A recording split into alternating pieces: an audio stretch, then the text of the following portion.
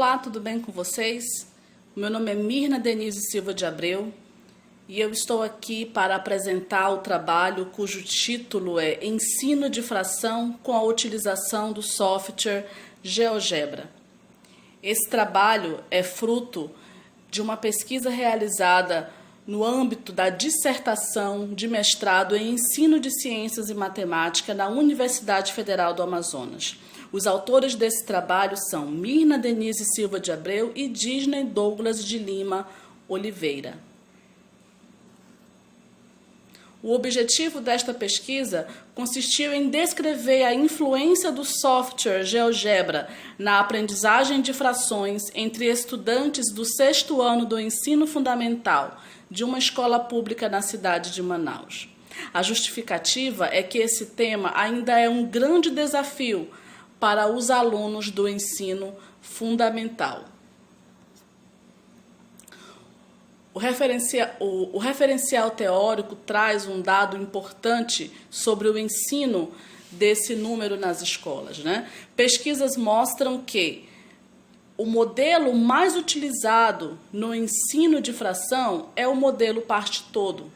O modelo parte-todo é aquele modelo que é trabalhado com figuras geométricas, sejam elas circulares, retangulares, onde é mostrado para a criança a relação do todo e das partes, né? A relação entre partes e todo, como a gente pode ver nesta figura circular, onde um todo, um inteiro, foi dividido em 8 partes, né? E dessas 8 partes, 5 partes foram pintadas para simbolizar uma retirada ou uma doação, enfim, conforme o exemplo que o professor escolheu para apresentar. Então, essa é a representação pictórica, a representação gráfica do modelo parte-todo. E ao lado está a representação simbólica, onde o 8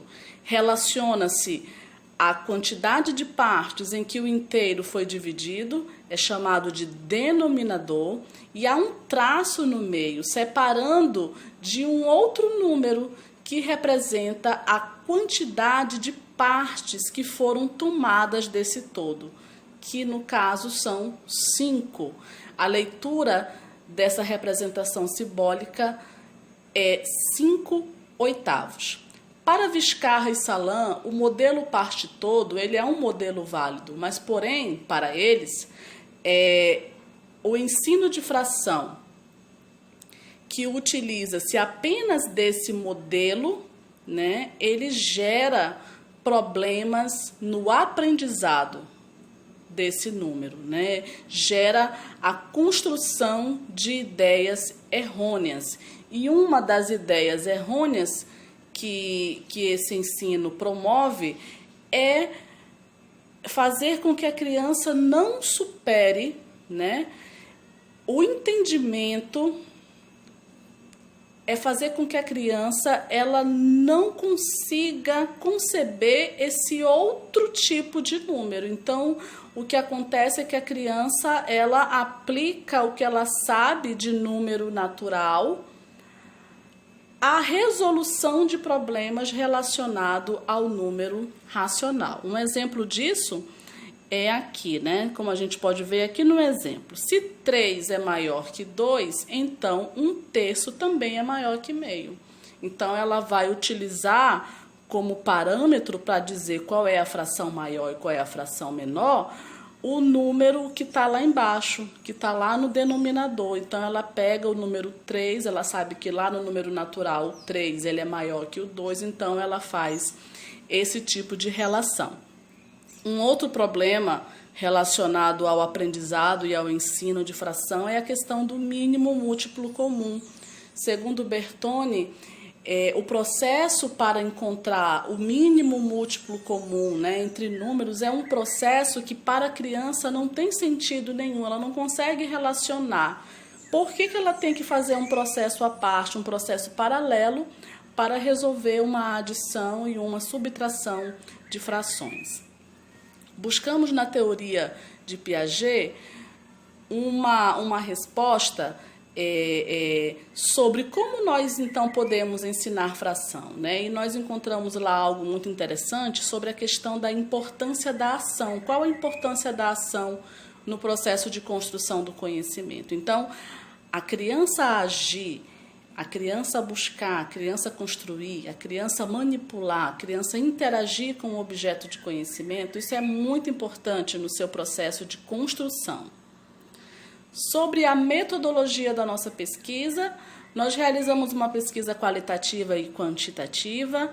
Nós utilizamos o método da pesquisação, onde nós intervimos na prática por meio de uma espécie de mini curso sobre fração. Nós planejamos uma sequência didática dividida em 6 sessões, cada sessão com a duração de 1 hora. A construção do referencial teórico se deu a partir da revisão da literatura, onde nós buscamos pesquisas relacionadas ao ensino de fração mediadas por tecnologias digitais.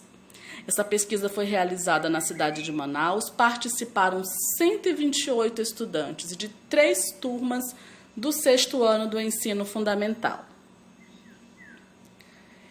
Neste quadro, a gente pode ver o que foi trabalhado em cada sessão. É importante frisar que as sessões, as 6 sessões, elas foram organizadas dentro da plataforma Moodle. Portanto, o teste 1 e o teste 2, realizados na sessão 1 e na sessão 6, os alunos tiveram acesso ao teste por meio da plataforma Moodle. A sessão 2, nós trabalhamos frações equivalentes. Sessão 3, adição de frações. Sessão 4, representação fracionária. E sessão 5, subtração de frações. Embaixo, vocês podem ver, são os links das atividades que nós utilizamos. Por meio desse link, você vai ser direcionado ao GeoGebra Tube e vai ter acesso às 4 atividades que nós utilizamos durante as sessões. Sobre os resultados. Observando o teste 1, é possível perceber que as questões 1, 2, 3, 4, 5, relacionadas à representação fracionária, os alunos obtiveram um percentual de acerto acima de 70%. Somente a partir da questão 6, que é relacionado à fração equivalente, questão 7 e 9, relacionado à adição de frações, e questão 8 e 10, relacionado à subtração de frações, é que houve uma queda no número de acertos, É importante frisar que a questão que os alunos menos acertaram foi a questão de número 8, relacionado à subtração de frações.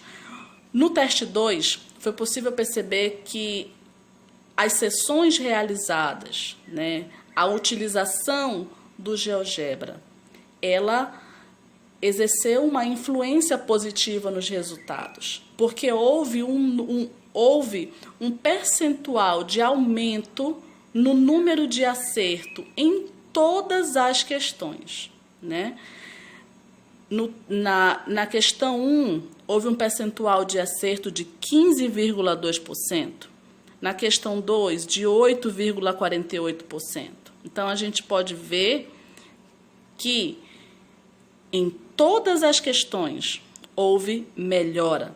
Destacamos a questão 8, onde a melhora foi de 26,6%, que é justamente a questão que se refere à subtração de frações. As nossas considerações, então, são que, a partir das sequências didáticas com a utilização do GeoGebra, foi possível perceber melhorias no processo de ensino e aprendizagem de frações, tanto no aspecto motivacional, os alunos se mostraram muito motivados nas sessões, eles nem queriam sair do laboratório, eles gostaram muito do software, assim como na questão de reter a atenção, porque eles de fato estavam prestando a atenção naquilo que estava sendo trabalhado. E um outro aspecto a ser considerado também foi o desempenho, como a gente acabou de ver na tabela, pois houve aumento do número de estudantes que acertaram a todas as questões no teste 2. Essas são as nossas referências. Então é isso. Agradecemos a todos a atenção. O meu nome é Mirna, o meu e-mail é mirnadenise@hotmail.com. Disney Douglas de Lima Oliveira foi o meu orientador. Aqui está o e-mail dele, disney@ufam.edu.br. E qualquer dúvida, qualquer esclarecimento, estamos à disposição de vocês. Muito obrigada mais uma vez.